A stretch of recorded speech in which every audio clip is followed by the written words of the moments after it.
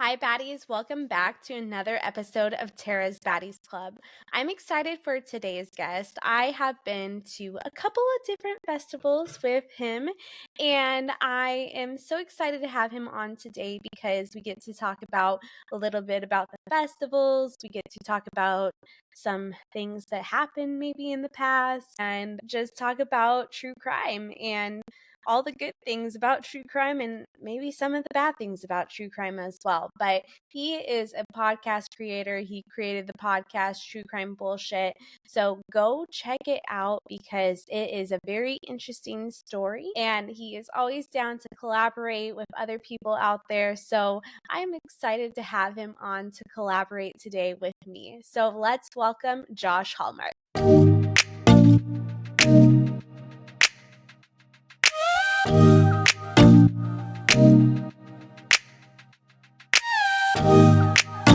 Hi, Josh. Thank you so much for coming on today. I'm really excited to have you because we met at a few different festivals, and I would love to talk to you about first what you do and then about these festivals and then your podcast. But for the people that don't know you out there, can you give them a little synopsis of who you are? Yeah, my name's Josh Hallmark. I have been producing an investigative podcast that looks into Israel Keys since 2018. I've been podcasting since 2016. I think I've done now 6 different shows. We have a few on the way. And yeah, I run a network called Studio Both And, which is both a podcasting network and like a physical studio space where we do like workshops and events. So yeah. I love it. And then you just had an event that you invited me to, but I'm a little on the too broke right now page. But tell me about your festival because it looked really amazing. I was having such bad FOMO and I was like, I wish I was there, but I'm happy that all of them are there together. Yeah, you were very much missed. I live in the Berkshires in Western Massachusetts, which I love. I fell in love with it while we were living in New York, and was like, this is where I need to make my home because it's just a magical place. And I wanted to do something where we brought podcasting to the Berkshires, so I could share the Berkshires with the podcast community, but also share podcasting with the Berkshires. And so I was like, well, I want to host an event here, but I don't want it to be like these typical corporate events where we're in like a hotel conference room for 3 days straight and, in like the neon light or the fluorescent lights and hungover. And so it's like, I want to do something that's more like community based where we'll do events like all throughout town, and we'll do studio sessions where people can come and tour my studio and like see where the podcast gets made. And we did a little group session where I think like 6 or 7 true crime podcasters on the fly like picked some of the strangest cases they've heard, and like with a small group of people like talked about theories and ideas. So it was more community driven and less audience driven. So it really felt like the people who bought tickets and came out here were very much a part of the event rather than like witnesses to the event. I love it. And what were some of the other creators out there? I know you were telling me how these guys that we know did a podcasting thing in that bar or something. Yeah, we had a bar night for VIP tickets where we talked about podcasting. But yeah, so Generation Y, Justin and Aaron were here, Lucy from Wine and Crime, Alvin from Affirmative Murder, Charlie from Crime Lines. I'm gonna forget people. Robin Warder from The Trail Went Cold, Bob Ruff from Truth and Justice, Bob Mata from Defense Diaries. I think overall there were 30 different creators here, which was really cool too, because and you know what it's like, we're all like a big weird family, and we only get to see each other like once a year or twice a year, and like I said, it's usually in these like hotel conference rooms. And so this was fun because we actually got to like hang out together like in a community and go bar hopping and go eat out together, and it just felt like summer camp. It was cool. I love it. I love it. I feel like whenever I go to the podcast conventions, I'm always the talk of the town. I mean, I love and hate that for you. Pot. So when we went to Colorado, I was always going outside and then people were like, "Oh, there goes Tara." I mean, I think we all find our little niches. Like usually I'm at the bar until I'm like, I'm too too drunk to be in public right now. And so then like you collect a group of people and find like a quiet space to just hang out. I love it. I love it. Also, in podcasting, something I realize I do, and I don't know if you do, but I do this kind of silent laugh. Yes, I know exactly what you're talking about. Well, because my laugh is really ear piercing, and so if I laugh, it just wrecks the audio. Hmm. And I just feel like podcasters are the only ones that understand that. Yes. Yeah, I it's funny because well, I always think about how on a podcast you can sound super eloquent because you get to edit out all the like long pauses where you're thinking about what you're going to say. And then all of a sudden you're in front of people who have never met you in real life and you're like, "Oh, I sound like an idiot when I don't have someone editing me." Just having someone edit the audio, take out all the ums, all the breaths is amazing. And I love it that you were an OG podcaster too, because 2016 podcasting really wasn't a thing.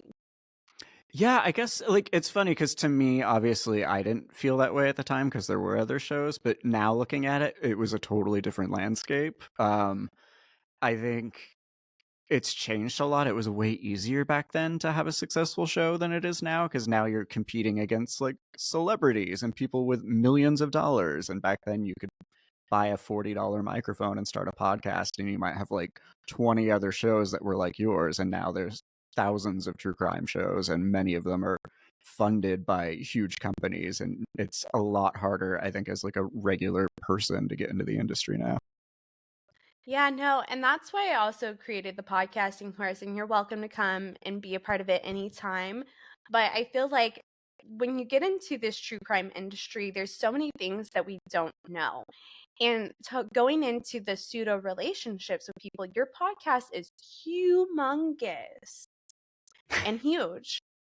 And how do you even navigate those relationships with, no, I don't want to call them fans, but listeners, supporters, because they really are what helps bring our podcast to the forefront? Yeah, it's we, and I've had to learn, I think, the hard way how to negotiate that because when I first started, it was like every fan is a friend.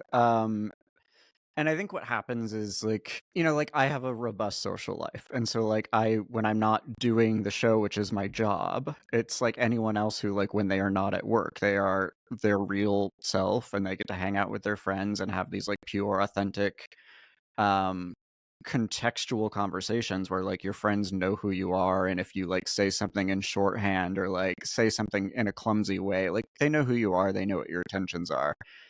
And then here, you're like, people think they know you, but they don't at all. And so you can provide as much context as you want, but their interpretation of who you are will drive how they talk about you, how they engage with you. Like, I don't go onto Reddit a lot because it's scary. And I've seen like people I've never met like speculating on like what my intent was for how I phrased this one thing, and it's wild because you can be an entirely different person in someone's head and they won't even think about the fact that they don't know you at all when they're like going on and like talking about you to hundreds or thousands of people. It's strange. And then there's also the weird thing where like it's so intimate what we do and you can be in someone's ear for an hour every single week and they think they know you and they think they have this great relationship with you, and while you appreciate them for listening to the show or supporting the show or engaging with you, um, it sometimes they can think it's a stronger relationship than it actually is, and that can get really tricky to navigate too because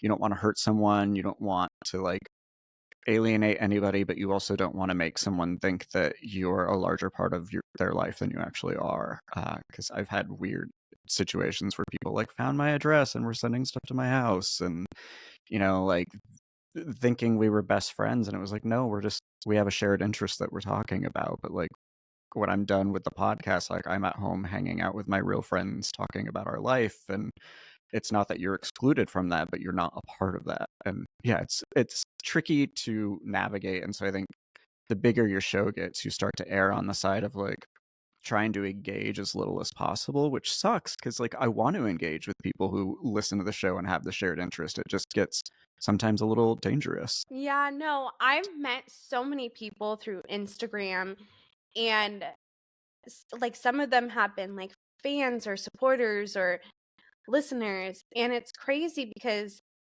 like I do have some really good friends that's where it started, Yeah, you same. know?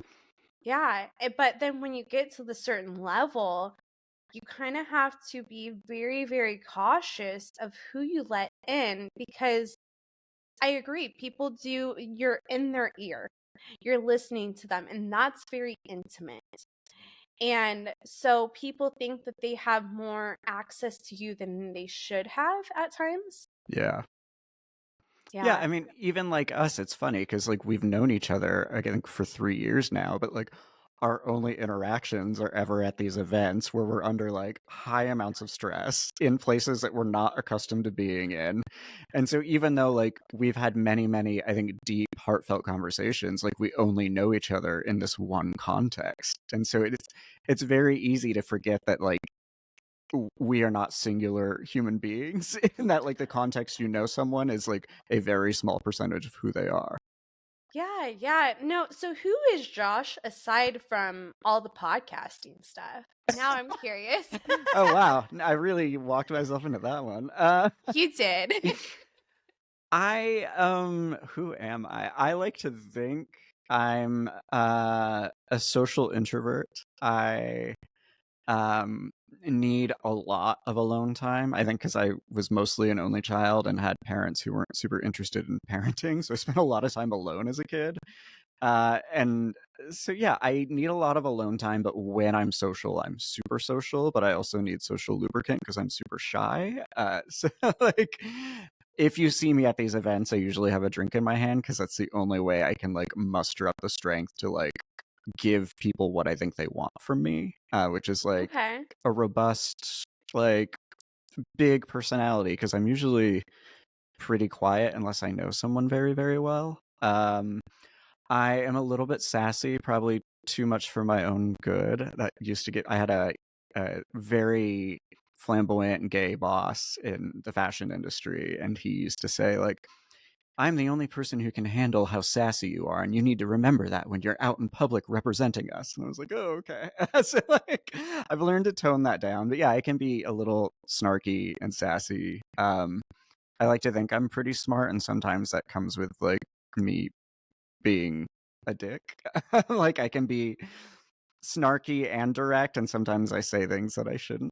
And then I don't know. I'm just like I'm very, very loyal. I love my friends. My friends are my family. And so I think that's what drives me most of the time is like creating community and then like making that community my home. And I feel like I've done that here in North Adams, where I live, but I've also done that in podcasting. Like I said, you know, we are a fucked up family, but we're a family, and I care about, you know, most of you guys. And I think like I love that. And I always we've started doing it, but I was like, I wish we could do podcast festivals that are just for the creators, like family reunions where we can all just be together and like vent and talk about this experience and have fun. And I think we're going to start doing that more and more because that's, yeah, I'm driven by a sense of community. And we have that in true crime and in podcasting. And I think I'd love to see it more robustly amongst creators where it's not about creating content for other people or creating an experience for other people, but really just about like hanging out and spending time together without there needing to be a reason for it. Okay, that is part of the reason why I love the podcasting course that I have. I'm just promoting my own shit right now. Do it. Because literally, like, I started to do these panels a few weeks back, and it's just been so great to connect with other creators. And I'm like, okay, ask each other like what you want to know too, because we are going into this industry. We need advice from other people, and it's great to talk to other creators like you and just other people. And I was talking to Kelly from Mama and Mystery podcast, Mhm. and she's great. Like, she has such a following, and I kind of like just connected with her recently, and I was like, I like her. I like her a lot. And she connected with Jake Deptula from Strictly Stalking, and then I believe Roberta Blevins from Life After MLM. And it was just a great group, and you got to talk and banter. And I also do true crime meetups in LA just because it's great to continue to grow that community. And it's also great to talk to people and see how we're dealing with things. You know, I've had a couple of interesting ladies reach out to me lately. Okay. And I told you a little bit about it earlier, and they want to stir up trouble and trauma. And I feel like even with true crime too, there are people that get attached with their trauma, and then it makes them more open to if you don't know how to handle yourself, or you haven't gone through the healing process, you may not be able to handle the information being put out there. Have you had any experiences like that? Yeah, I have always been super honest and candid about like my personal traumas. I think A as a means of healing and also B as a means of like helping others heal. There's this quote I love, which is like, articulate your suffering in a way that emancipates you and empowers others. And so that has been my goal, but I do think sometimes like your candor can be misread as an invitation, and then you get a lot of people who are like trauma dumping on you and treating you like a therapist, and then you feel responsible for them because you're like, well, I cracked this door open and now you have kicked it open, and you're sharing these terrible things that have happened to you with me, and I feel responsible, but also like this is not A, my journey, and B, I am not skilled to help you with these problems. So it's a fine line between like having a conversation about trauma versus like being in a position where someone wants you to like talk them through their trauma. So yeah, that I think is a big thing. And I see it happen a lot in the true crime space because it is just like an open book of traumas, and with various people with various traumas who are at varying degrees of like dealing with those traumas, like all in a conference room together. Sometimes with alcohol, and you're like, oh wow, this is wild. I don't know about you, but I felt like Obsess Fest, there was a lot of trauma dumping. Yes, I did notice some trauma dumping at Obsess Fest. Yeah.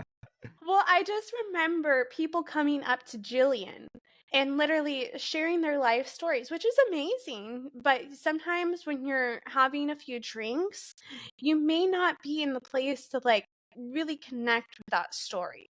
Yes.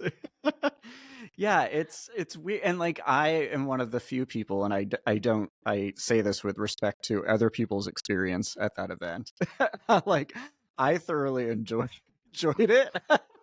But I did notice, I think because it wasn't like a typical conference room event, it was this big event where there was a lot of different stuff going on, and it wasn't so tonally serious, for better and worse. I think there was a lot less decorum. I think when people go to these other like true crime podcast festival, and you kind of like no, like there's like a memorandum of understanding on how to behave yourself, because you're like in a conference room and people are giving panels and having serious discussions. And then I think true crime obsess fest, it was a little more of a free for all, and so there was a less of a like anthropology on like how should I behave in this environment. And a lot of people behaved beautifully, and then a lot of people I think were just like going from person to person, like trauma dumping. And again, it's like we create a space that makes them feel safe to do that, which I'm so honored to do, but it also does like put you in a position where, again, like most importantly, I'm not skilled to like manage your trauma dump. And so like please don't come to me, mostly because I want you to go to someone who can actually help you. Love it. I love it. Well, and not to say that we don't appreciate their stories at all, but there is really a time and a place. And it's also asking, hey, are you in the place to hear my story right now? It's kind of a lot, or not a lot, because I don't want to ever say anyone's a lot. But hey, would you mind hearing my story? It's about a trauma. Do you have the time and space to do that? Yeah, and like even going back to that conversation about people thinking they know you but not knowing you. Like at those events, like I'm very likely like hungover, super nervous, trying to put together a presentation, and then you're like telling me about the time you went through something terrible, and I'm like, I physically, emotionally, and mentally cannot respond to this right now. And I probably look like an asshole, but like I just am not in the headspace to hear you right now. Oh yeah, no, like okay, I had to do the panel with Ellen, and it was funny because last minute we were like doing it, and then I had the other panel, and I was like, we were all doing it last minute, even though we talked for months about it. Mm-hmm. And then you're getting together the panels last minute, and then people are coming up to you, and I feel like you might have saw me at True Crime Paranormal, like run back and forth Yes. and just be like, what am I doing? I think that's the other, like, our jobs require a lot from us. Like, right now I'm worried about like the episode I have to put out in a few days. And so when you're like, oh yeah, I'm giving a presentation on this thing in 5 months, you're not really thinking about it because you're like, okay, what do I have to do in 5 hours? And what do I have to do in 5 days? And then all of a sudden you're on a flight and you're like, oh shit, I have not prepared at all for this. And it's like you have the ideas in your head, but you kind of need to write it down, do a PowerPoint, make it pretty, make it polished. Well, it's funny. No, there was one where I had a CBD sponsor where I took the wrong dosage right before I went on and was like stoned out of my mind. And I don't do smoke weed or anything like that. So it was very bad. But the worst presentation I ever gave was at my own festival because I was like so worried about everything else that was happening. So it's like, I think people forget like there's a million other things happening for us at those events, and we are there for the listeners and to engage with the fans, but also like we are also bringing our own garbage to that conference room that we're having to sort through. Oh yeah, no, I actually fainted on the way back. I think I told you. Yes. So, and you had a like rough flight and stuff too. You had to like stay in I had another to spend the night at state. an airport. Yeah. Yes. Yes. So, even like the traveling of that, it's just like you're done. You're just like, and I feel like I need at least like a couple months to like process myself. Here's a pro tip. I always stay wherever the event is 2 extra days.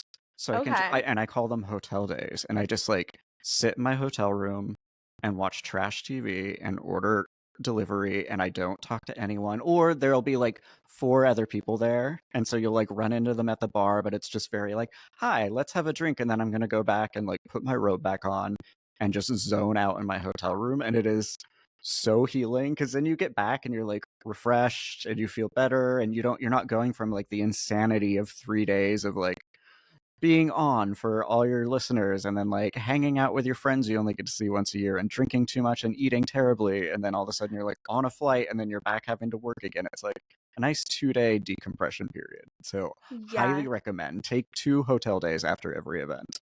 Yes, I only had one, and it felt like everybody was leaving early. So you were like, where is everyone going? I was there, I was just in my room. Well, I feel like I did run into you, No, yeah, but I ran into you, I think. yeah. Yeah. Yeah, and that was fun. And I felt like, sorry, a squirrel tried to In jump your up. house?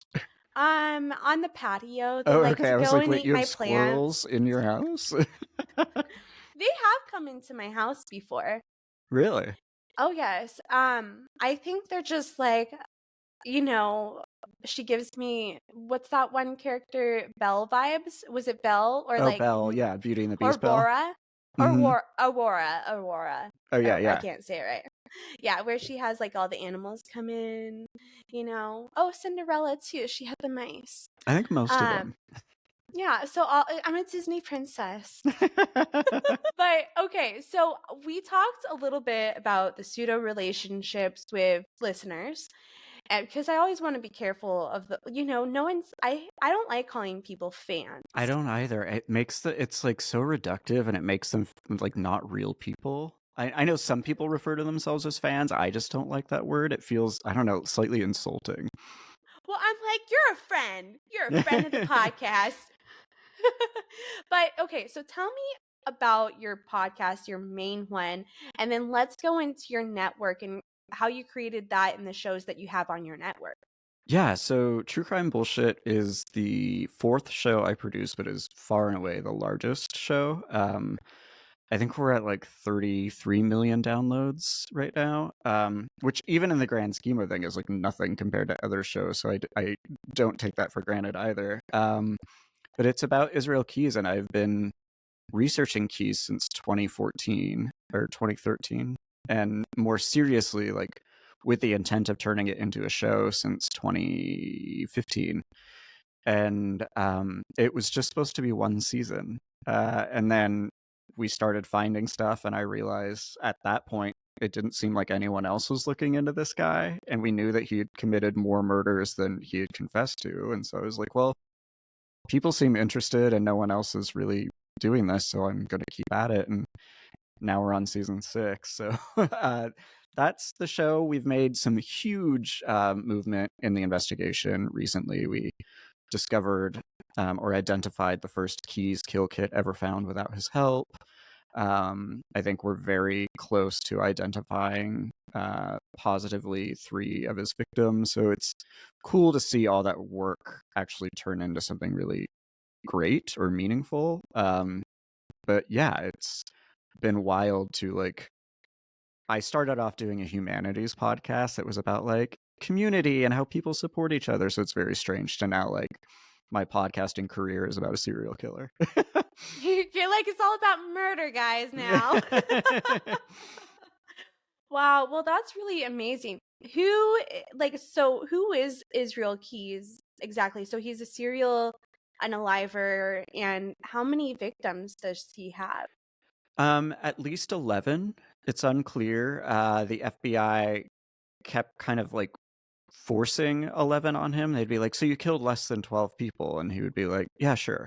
And then they landed on 11. But based on his MO, and we have a very robust timeline, like for I think 18 years of his life, we know where he was at least on a weekly basis. And based on his travels, it's very clear he killed probably closer to 20 people, if not more. So before he died by suicide in prison in 2012, he had confessed to essentially 3, but they were able to confirm a 4th victim, which means there's still at least 7 people's families who don't know what happened to their loved one. And that's where I come in, which is like very overconfident, I guess, at the time, and like hubris to be like, I'm gonna solve these cases. But yeah, the goal is to identify who his victims were. But most of his time he lived in Washington State and Alaska, and his thing is he never wanted to kill in his own backyard, so he would travel somewhere uh, supposedly random. Usually they were not random places. And then he would bury a kill kit and then return to that location months or years later, use that kill kit to abduct and kill someone, and then immediately leave the area, so that it would be hard to connect him to any of his crimes. And I think that's why, you know, over a decade later, we're still trying to figure out who his victims were. Okay, I hate to say this, but this guy was very, very smart for a serial unaliver with doing that. And that just shows to me how really cruel he is, because there was such big signs of psychopathy in there, because everything was so premeditated, you know? Yeah, he even said, like whenever I wasn't at work or like spending time with my family, all I was thinking about was like the next kill. Oh, And wow. he put a lot of effort into it. I don't think he's as smart as he thought he was, and I don't think he was as meticulous as he wanted the FBI to believe he was. But I think he had strong ideas and very, I think, wise choices on how not to get caught, and it's why he was able to, kill people for as long as he did before he did get caught. But I think he was sloppier in the execution of his crimes than he Okay. would like us to believe he was.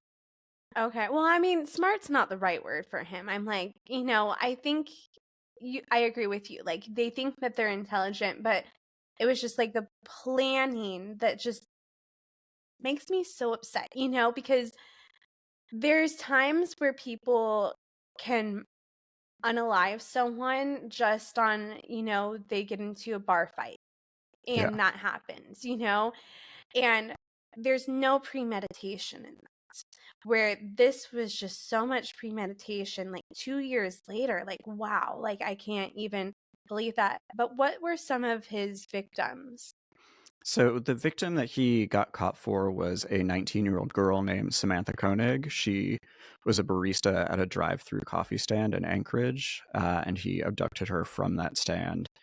And the sad thing, so, I started by FOIAing all the files, and when I got all these case files, I realized that had he not been caught, the FBI was getting very close to arresting her father for her disappearance. And so that's what's so scary is you think about he can't be connected to at least 7 victims. So, like, what has been the story of those victims in the interim? Have other people been arrested for their disappearances or deaths, or have other people been looked at who are innocent? So that's really sad. Another set of victims was a married couple, Bill and Lorraine Currier, who he abducted from their home in Essex Junction, Vermont, which is outside of Burlington. And he says that he picked them at random. I don't know that I believe that. It seems highly unlikely based on a lot of reasons. There also is the potential that he was communicating with one of them on the internet before he abducted them. But he even said things in his interviews like, well, I wanted to go through the car once I broke into their house to make sure this was the right house. And they're like, well, that doesn't feel random. Um, so he abducted them, and his whole thing is like, I would abduct someone from one state, kill them in another, bury them in a third. But of the 4 victims we can connect him to, that only happened with one. He killed Samantha Koenig in his driveway and then buried her 30 miles away. He killed the Couriers less than 4 miles from their house and then left them at the murder site. So again, it's this idea that, like, he tells us he's really great and really meticulous and like the best serial killer ever, but the evidence doesn't point to that at all. Oh no, no, like that's sloppy to me. Yeah. Yeah, and I think that's the thing. Like, he wanted to sell himself as something better than he actually was. Deborah Feldman is his 4th known victim. She was a woman in New Jersey who I think was struggling with drug abuse and was dealing with those struggles through occasionally participating in sex work. We think that's how she met with Keyes. And he abducted her from the New Jersey, New York state line and claims to have killed her and buried her in Tupper Lake, New York. Her remains have never been found. The Courier's remains have never been found. And then immediately following her murder, he robbed a bank. We think that's part of his pattern, is he would abduct someone, kill them, and then rob a bank afterwards, as like to sustain the high of the murder. So that's what we're looking for when we're investigating, is like disappearances that happen in areas where banks were robbed the next day. Wow, wow. I'm like, now I kind of want to look into this case. It's very like, because I mean, I think a lot of us get into true crime because we are interested in mysteries. I think everybody wants a mystery they can solve, and there's enough clues in this case where you're like, I can do this. I mean, that's how I got into it naively. I was like, I can figure this out, and now here I am a decade later. But I think, yeah, with Keyes, like, it is interesting, his MO and his pattern and this like robust timeline that we have. It feels like these should be very solvable crimes, and the fact that we have some very strong leads, but we haven't been able to, like, without a doubt, connect them to any victims is super frustrating, and does speak to at least how lucky and smart he was. And I think a lot of it falls in the luck category, which he would never have admitted to. Yeah, yeah. Now, okay, so there are so many creators out there that investigate cases, and we'll just say they don't do it really ethically. Like, maybe you think that someone else is the killer when they're not, and go on a vendetta and say, like, oh, this person did it, go after them. But how do you kind of go away from doing that and being more ethically inclined? Yeah, it's funny. I think that happened to me. I think I was lucky in that when I decided to do a podcast out of this, I spent 2 years researching it before I like wrote my first script. And I think in that time, all these people connected to this case, like instead of just being names, became real people to me. And so then when I sat down to write the first script, I was like, wait, like people are going to pay the price for what I'm about to do. People I don't know who have already been through so much. And so that level of like guilt and fear, I was never able to let go. And I think that's forced me to be more ethically inclined. And I think, like you said, we don't always know everything. And so we're figuring stuff out as we go. And I'm sure I have made mistakes and I'm sure I'll continue to make mistakes. But I think for me, it's about always remembering like there's so many people who have really high stakes in what I'm doing, and I am not one of them. If I screw something up, like people who have already been traumatized by this case are going to pay way greater prices than I will. And that is super humbling. And that I think keeps me as honest and as ethical and as thoughtful and empathetic as I can be. The other thing is, like you said, I've seen a lot of people where they're like speculating on a case and then they point fingers at someone. And what I always remind the people who listen to the show and the researchers on the show is it's one thing to speculate that a known and confessed serial killer killed someone. It's an entirely different thing to pick someone who is an otherwise innocent person and talk about how they may have killed a loved one.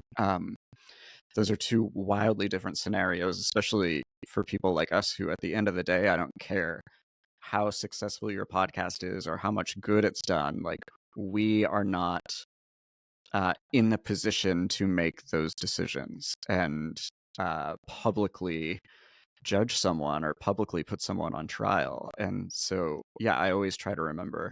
And there have been a few cases where we thought it was keys and then we got some new information. It was like, oh, it seems like there's a better suspect. And like, it is not my job, my responsibility, or my stakes to then go on and say that on the air, because that person is an innocent person until proven guilty. And I don't have the power, nor do I want the power to be the one to prove them guilty.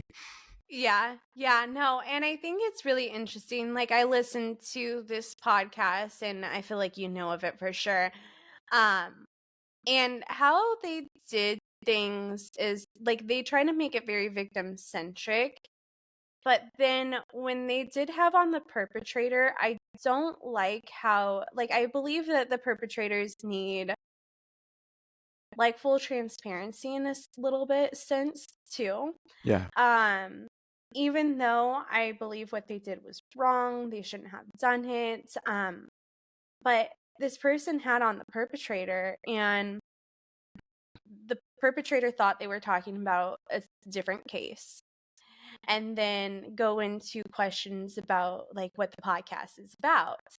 And I didn't think that that was really ethically inclined. And then just listening to some of the interviews, like you have to be so careful about how you word stuff to victims. And I noticed earlier you even said not committed suicide. That's the wrong thing to say, but death by suicide, or died by suicide, and even changing the language to be more appropriate. Do you ever like interview the victims' families or anything and have to be careful around the language around them? Yeah, yeah. And I consider myself really lucky that I haven't, at least like to my knowledge, faced backlash for not being appropriate in those scenarios.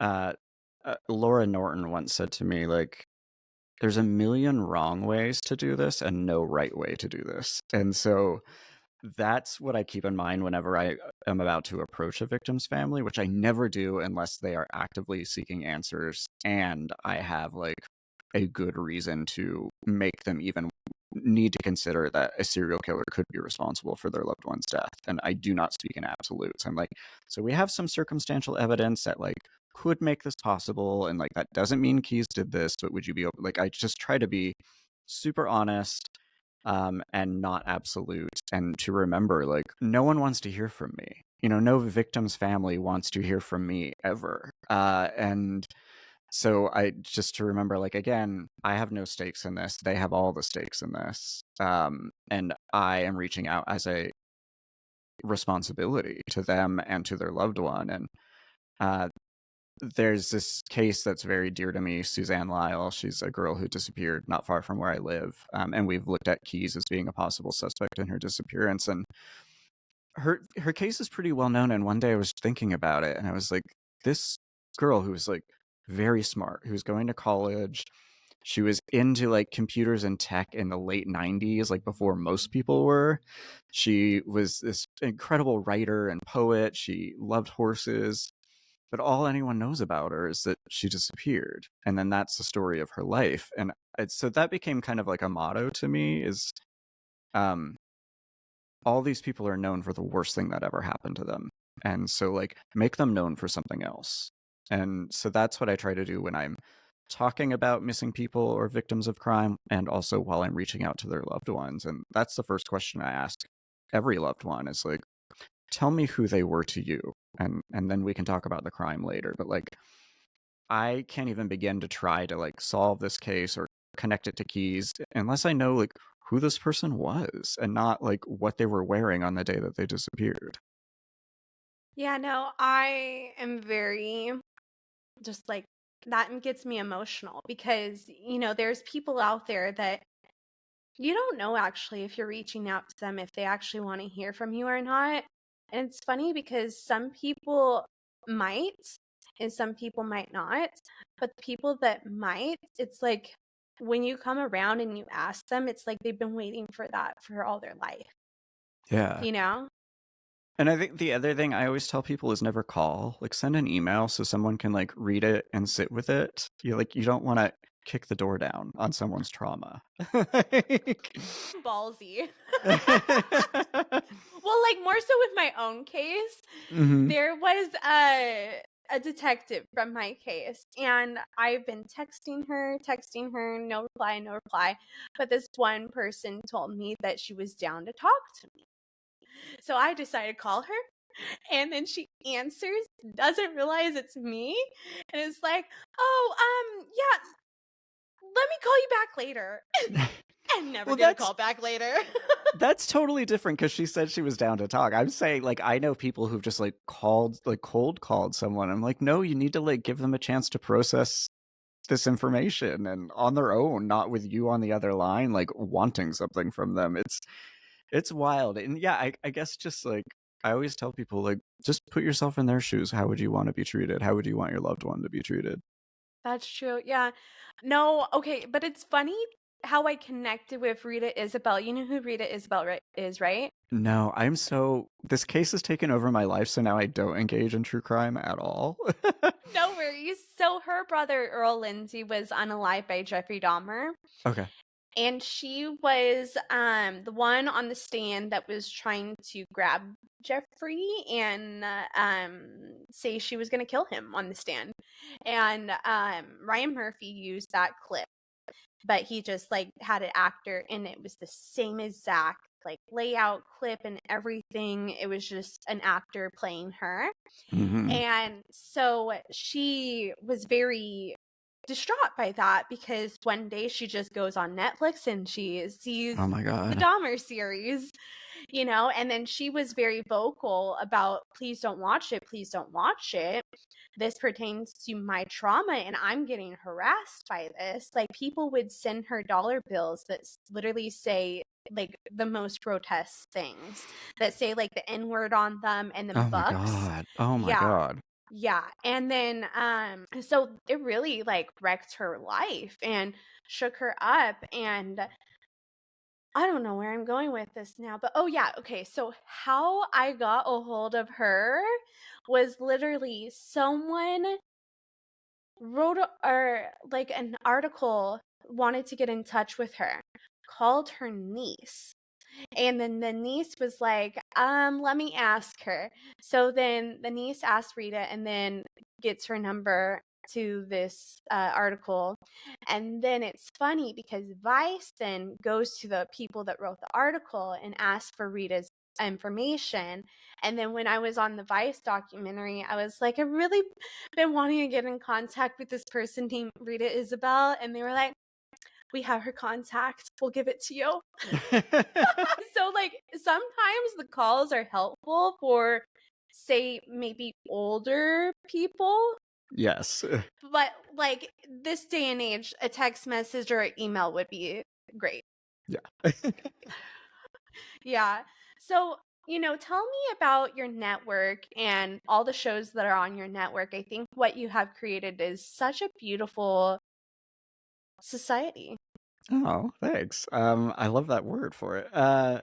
So it's Studio Both and I named it that because it's an inside joke with my friends that I'm always like, well, it's not either or, it's probably both and, which is just how I like to view the world. That like it's nothing's binary. Like we are all many things at the same time, and two different things can be true at the same time. And I think it's super damaging when we look at anything as singular. So that just felt like a natural name for the studio. And then I'd done these shows and like so Our Americana, which is about community, and the Karen and Ellen letters, which is like a comedic investigation and true crime bullshit. And I just was like, well, the through line to all of these is like the story we're telling is bigger than the thing we're investigating. It's, it has a broader reach than just this one thing, and we're looking at it holistically. Like I could go on and like investigate Israel Keys, and that would be super fulfilling and compelling, but for me it wouldn't. For me it's like, what is the story? Like,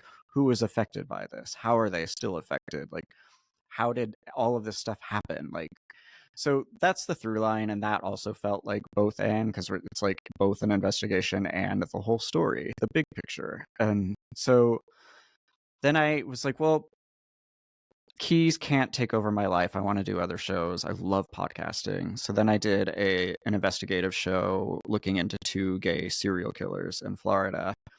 And like the story to me there was like not so much that they were gay serial killers, but that they were gay serial killers killing gay men basically in the open, and no one was doing anything about it because they were gay men and they were invisible victims. And so that was like, that's how I want a podcast, is telling interesting stories that are more than just about a crime or like a killer. And I never really intended to bring on other shows, but then this new show was in development, and they'd reached out to me because they were doing a Keys podcast too. And I hope more people think like this. I think a lot of people would be like, well, why would I want to work with someone who's also creating a Keys podcast? But for me, I was like, yeah, I totally want to work with someone who's like investigating the same stuff but has different ideas and a different perspective. And so we met, and then almost immediately, once we started collaborating, we like helped identify this kill kit together and like started doing stuff together that I don't think either one of us could have done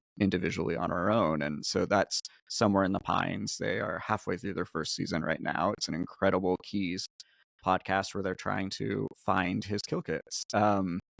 So yeah, that's the newest show. And I think now that I've like gotten my feet into like working with other people and like helping create marketing plans and selling ads, I'm probably eager to bring on a few other shows. I don't ever want it to be like wondery. I like community, and I want to keep it small and like know that everybody has the same vision and goals. But yeah, that's where we're at. I'm working on two more shows for myself. I'm co-producing a show here in the Berkshires about the history of the Berkshires. And yeah, I'd love to bring on more talent. I love it so much. I have a lot of people that start podcasts and stuff. I can always recommend people to you too. But Alan, she took the podcasting course, and it was really great because I taught her how to kind of own her own podcast in a sense. Mm-hmm. And I just consulted on it and then got the consulting fee. And I love that because then she's able to own it. But there's so many people out there that create podcasts and need help and don't know where to go. So I think hitting you up, talking to people is like a great start. Well, it's like that's the wild thing is, podcast, like to start a podcast is super easy. But like all of a sudden an idea becomes a business. And you're like, I wasn't prepared to all of a sudden like have to make marketing decisions and branding decisions and like ad sales and PR. And it's people overlook, like, they're like, oh, I hope my podcast becomes big. But when it becomes big, like, you're now running a business and not a podcast. And that's the thing that has been hard for me the past 2 years. Like, as the show got bigger and bigger, and I was like, I'm spending more and more time like running a business and not creating a podcast. And that's a bummer because I got into this to create a podcast. So yeah, giving the people the tools to be like, okay, success means you're going to have to learn to do all these other things and manage your time better. Yes, yes. No, and it's so crazy how many things you have to do. And then I tell people, if you don't know how to do that, you might want to outsource it because it might take more time to learn that than it is financial. Yeah. Yeah, and I have an editor that she is $15 an hour, so I lucked out with that, Yeah, but you did. but that's very hard to find, and I feel like the normal, like, baseline for cheap is, like, $50 Yeah. even. Yeah. It's like I used to do all my own editing. I just started outsourcing and I had no idea. And I started asking around, and like the numbers people were giving me were so different. It was like, what is going on that there isn't like a market rate for editors? Oh, yeah. No, but if you ever need people, I have a roster full of people as well too. Awesome. Thanks. Yes. Well, Josh, thank you so much for joining me today. Where can we find your podcast and everything on social media? Listen to you, all the great stuff. Yeah. So True Crime Bullshit on Instagram and Facebook, and truecrimebullshit.com. Studio both and .fyi is the website. And you can find me at Josh Hallmark on Instagram, and now I forget what it's called, Blue Sky, which is like the new Twitter. So that's where you can find me. And then BerkshirePodcastFestival.com. We're going to do it next year, but it's going to be different. It's going to be the Berkshire Podcast Retreat. So it'll be like a weekend thing where we're talking podcasting, doing live shows, but also doing like fun little excursions around the Berkshires. So you could like go ziplining with Bob Ruff, or like do a cooking class with Amanda Jacobson. I mean, these are just ideas. It's not firm yet. But, and that'll be probably September of 2025. And then in 2026, we'll do a more traditional podcast festival again. But yeah. I love it. Thank you so much. And let's continue to the Patreon. Thank you so much for listening to Terra's Baddies Club. I hope you appreciated this episode with Josh Hallmark. If you can, give a 5-star review, a nice comment. I love to hear your feedback. And then also, there is always extended content on the Patreon, on the paid Patreon. So I hope you join me there. It costs $5 at the lowest tier, and it really helps me in producing this podcast, getting it out there. There's just so many things that you have to pay for in podcasting. So I like to put my personal funds into this podcast just to put this out there. So if you feel like helping me out, it would be so appreciated. But until next time, I'm Terra Newell, and thank you guys for listening to Terra's Baddies Club.